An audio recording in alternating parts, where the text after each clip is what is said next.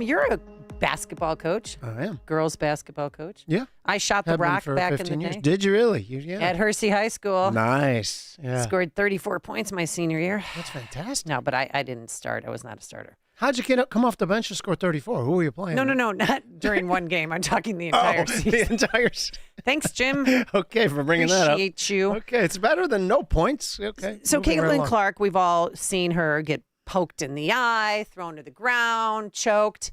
And when the WNBA All-Star Game was here in Chicago, NBC Nightly News did a piece.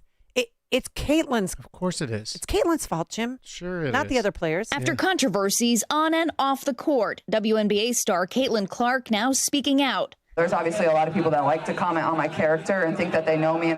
The Indiana Fever guard facing criticism for her fouls and aggressive play, now leaving her one incident away from a single-game suspension. It's her fault. That intensity and that fire is what makes me me. Fever coach Stephanie White. She knows. She has awareness. But Clark was the subject of recent headlines last month when Phoenix Mercury player Alyssa Thomas received a one-game penalty and fine for appearing to put her fist over Clark's throat after she fell to the floor. The flagrant foul imposed after the game following a review by the league. Thomas getting death threats in the aftermath, Clark condemning the calls for violence. It should have been dealt with in the moment. And after a recent USA Today opinion piece described Clark's behavior on the court when fouls aren't called on her opponents as histrionics and a sign of her flopping, Clark fighting back. I think there's just like a false characterization of who I am. And hearing these encouraging words from a famous fan during the WNBA All-Star Weekend practice in Obama Chicago. was there because he let them practice at the Obama Presidential Center. And he was so demeaning. Like, I hate when men say, hey, you got a nice little game there. Or you got a nice swing there, honey. Stop it. Oh, hey, Kate, how are you? Really nice to meet you. You're great. You're fantastic. Thank you. Don't let all this nonsense get you down. Yeah, you know, I always say one of the things that was luckiest for me was I didn't get famous till I was like 45. So I was an old man. I mean, you're my daughter's age. They're not to have that much, burden and nonsense. So don't lose that joy. The game's like the game. And you're a hooper. And you I try sometimes. No, you always hoop. And you're on a nice little run right now.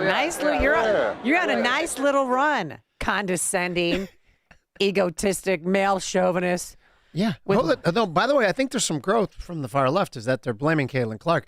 Normally, the knee-jerk is just to blame Trump. I don't think they could figure out how to blame him for this. But It's unbelievable. Yeah. With more on this, let's welcome back to the program Jennifer Sey from the Say Anything Substack, which is a must-read. Former Levi's exec, Olympic gymnast. And she made news recently in Minnesota outside a WNBA game. Good morning, Jennifer. How are you? Hi, good morning, everyone. Thanks for having me. Yeah, so what's your reaction to that, how the mainstream media is painting it that it's Caitlin Clark's fault? Everything happening in this league right now is so stupid between, blaming her. I mean, it's like complete business malpractice. They have this star in Caitlin Clark that they refuse to lead with in marketing. She's not on any of the Fever marketing materials. She's not on the WNBA marketing materials. They have this golden goose. People are coming to games just for her, and they refuse to capitalize on that. A league that has lost money, done nothing but lose money since its inception. And I will tell you, I was at the game this past Saturday in Minneapolis. It was packed, and apparently, from what I understand, any game that Caitlin is playing in is packed. I mean, it was crazy in there. The stadium was so full. There were so many Fever fans in Minneapolis, so many Fever fans. I was seated next to, on either side, Fever fans. But beyond the Caitlin malpractice, what's going on with Sophie Cunningham is also crazy. And, she's a star in the WNBA, not necessarily because of her play, but because now what she's saying. And she's like a social media star. She's a great personality. She has so much fun out there. She's a great three-point shooter. But it's kind of the whole package with Sophie, like her whole personality. She's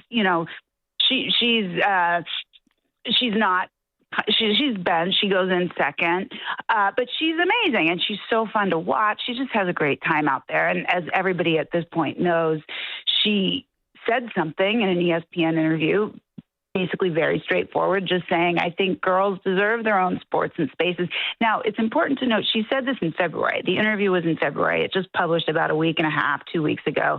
She was answering a question. She didn't make a decision to kind of take a stand. You know, they're all calling her MAGA Barbie and all this. She just answered the question asked to her, you know. But the real, I think, remarkable thing happened the next day after the interview published when she was challenged by the New York Times Athletic about what she said. And she just said very simply, I said what I said. So she didn't take it back. She didn't walk it back. She's standing firm. And the league, I mean, she's just getting attacked from every angle. The league won't stand with her. Her teammates won't support her. Coaches from the other team are wearing shirts that are clearly meant to be a diss.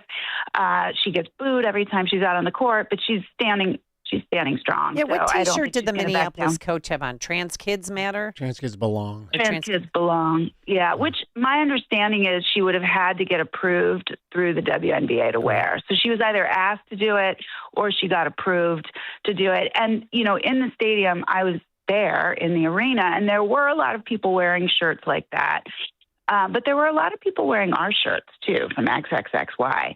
And the way the broadcast was constructed, they only showed, you would have thought every single person in the crowd was wearing Trans Kids Belong shirt. Like, they want you to think that's the dominant opinion, and it's not. There were so many people in our tees. There were so many people cheering for Sophie with Sophie signs, but they don't want you to know that. So, you know, they're trying to continue to manufacture this consensus around, you know, this trans ideology, but it's not working anymore because people aren't afraid anymore to speak up. Jennifer, like to me, there's something, I don't know. Do you remember me? I interviewed you on my show about 2 years ago. Do you remember me? We went to prom We went to prom together. No, right? Yes. No, I just like to know if I make an impression. It was great. Oh, you're the best. I loved prom. You're the best. But anyway, so this to me seems like one of the biggest psyops because the WNBA currently does not have any biological men playing in their league. And based on what I read, you know, has some, you know, huge hoops to jump through and hurdles to climb for that to ever happen. For them to be publicly saying how much they support this and how anyone goes against it is evil. Like, isn't it a put up or shut up moment? Isn't it time for them to start opening their doors? To men, well, first of all, I don't know that we know there's no men playing in the league. There's no trans, quote unquote, trans women, but I think there have been questions about whether or not there are men in the league, males in the league. We don't know. They need to test. They don't test. And the fact is you build a boundary, you put up boundaries, you put up a wall, you make rules. You don't have to wait till it happens, right? You don't have to wait till there's a huge problem. In the French league right now, there are men playing in the women's league and they're top scorers. I know that is true. We wouldn't wait for there to be an explode. Well, we might actually, given the Lance Armstrong situation, but ideally you have drug testing before every single woman in the league is, using performance enhancing drugs. Like this whole idea that there aren't any, so it's not a problem, which I know isn't what you're saying. You're saying the league should put up or shut up, which brings me to Clay Travis, which I'm sure you guys have seen, which he's been posting and kind of trolling, but I think it's hilarious. He said, I will back a Nashville franchise, a team that's all trans women and all trans coaches, and it'll be the most inclusive team in the league. And if you don't like it, you're a bigot and a transphobe. And he's putting $10 million forward. Can we say what he wants to name the team, or is that bad for radio? I think we can. I think it's One Love, Two Balls is the name of the team. Well, it's just the Balls, the Nashville Balls. Okay, right. The Balls. Okay. Yeah, well, because of the basketballs. Exactly. Right, of course. But Jennifer, hysterical. I want that. Yeah, you go. It's funny. No, I think it's hilarious. I mean, he's obviously doing it to prove a point, but I think he proves it. Yeah.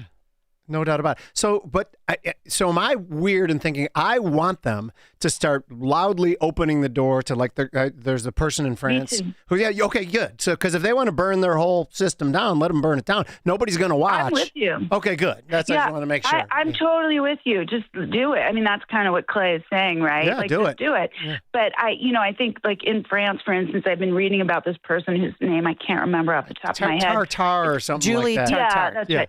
Yeah. So this is a guy, he's 34. He never played before. Like, he just enters the women's pro league. And of course, people are saying, yeah, well, he's not even that good. He's in the second tier league.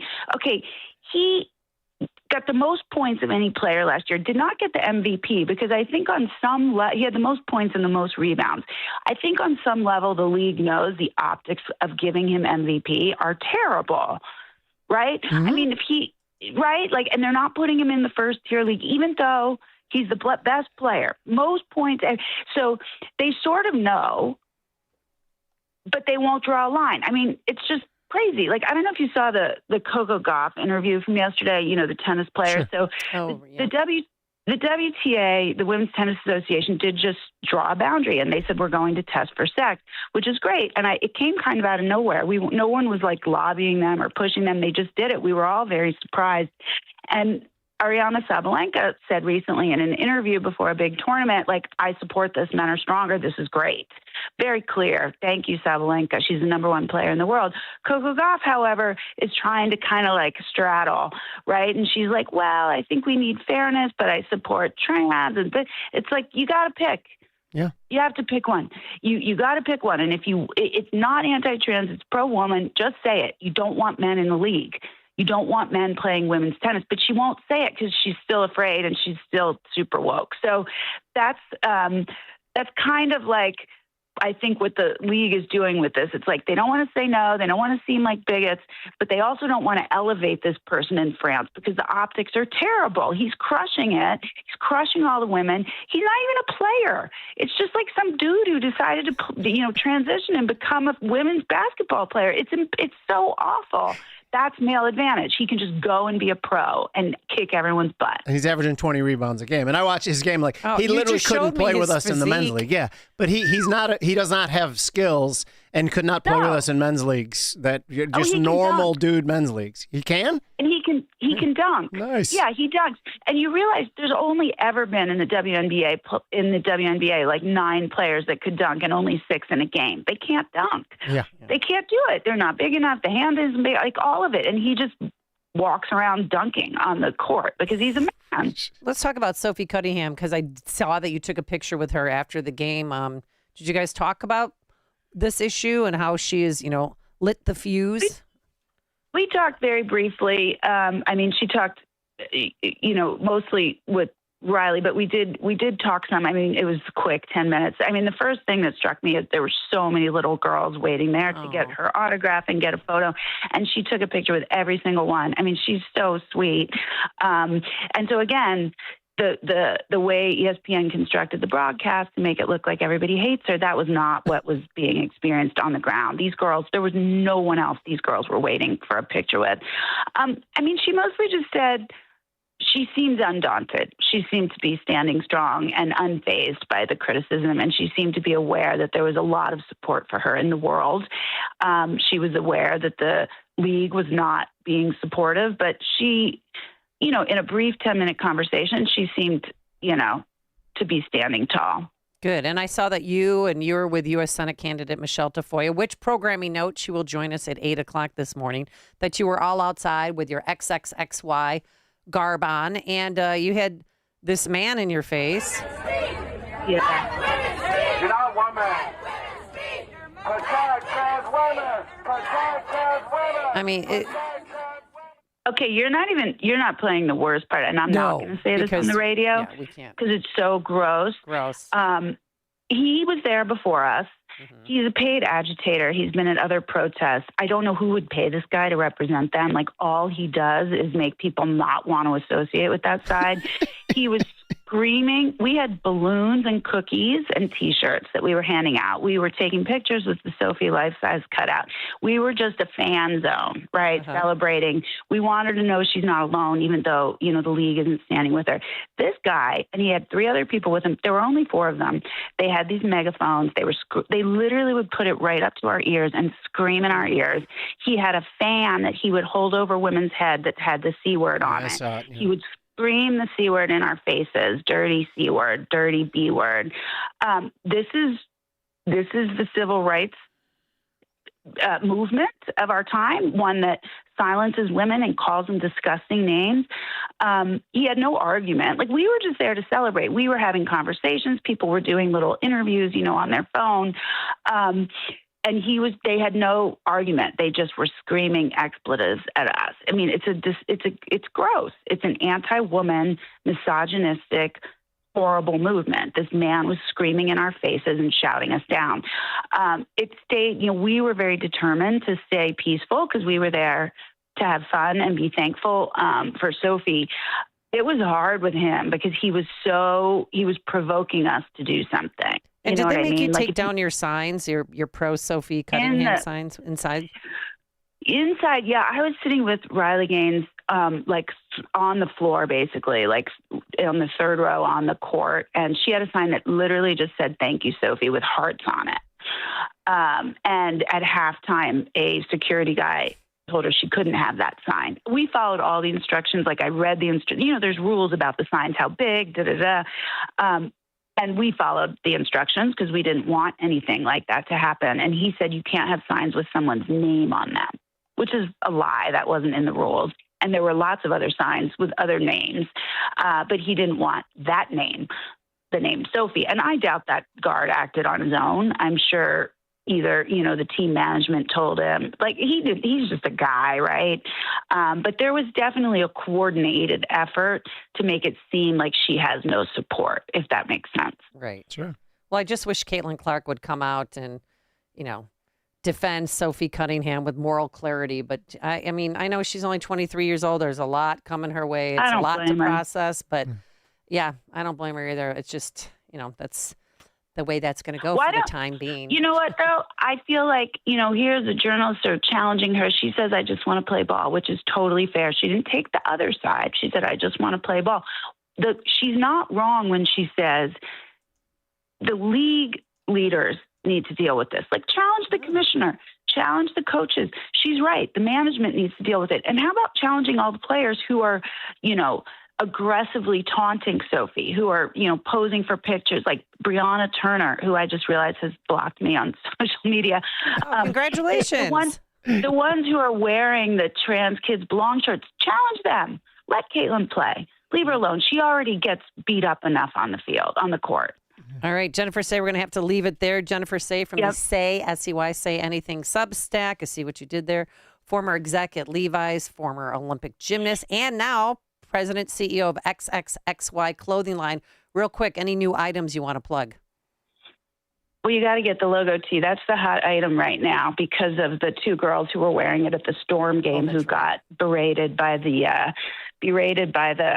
co-owner of the team. That's the item that's flying out the door. So if you want the logo tee in black and green, it's like the marker of this movement. You better get it because they're selling fast.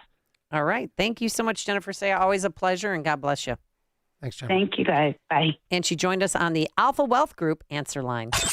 Before you see it on TV, share it on Facebook, or read about it in the paper, hear it here first. This is Chicago's Morning Answer on AM 560. The Answer. Foundations of Freedom, a look at America's founding principles and the leaders who shaped our nation. In 1796, George Washington made one of the